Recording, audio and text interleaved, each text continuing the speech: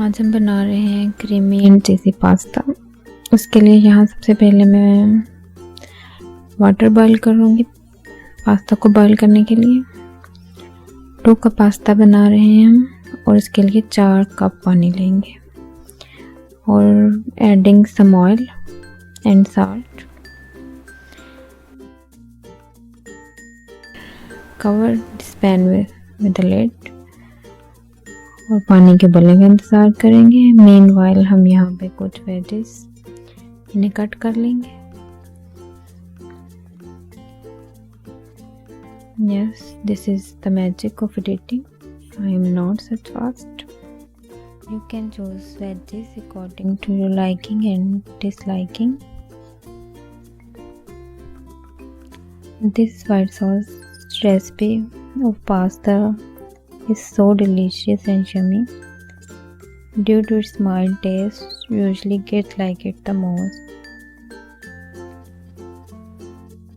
I am suggesting you, if you have kids or you like the mild taste, give this recipe a try and let us know about your feedback.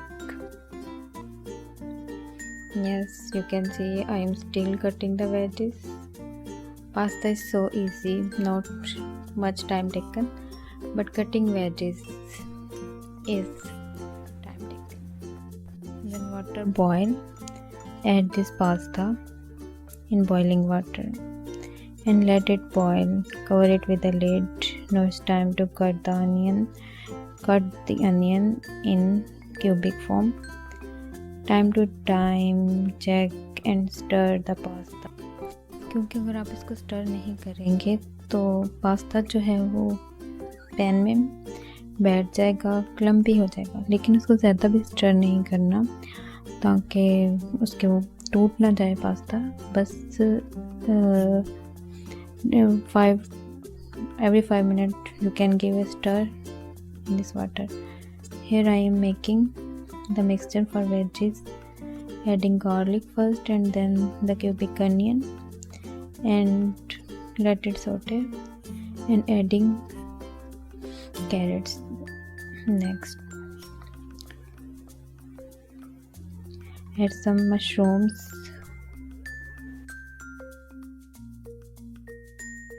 No, I am adding mushrooms and let them saute.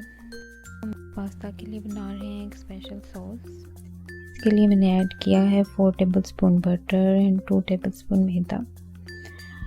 इस mixture को medium to low flame पे brown होने तक पकाना है।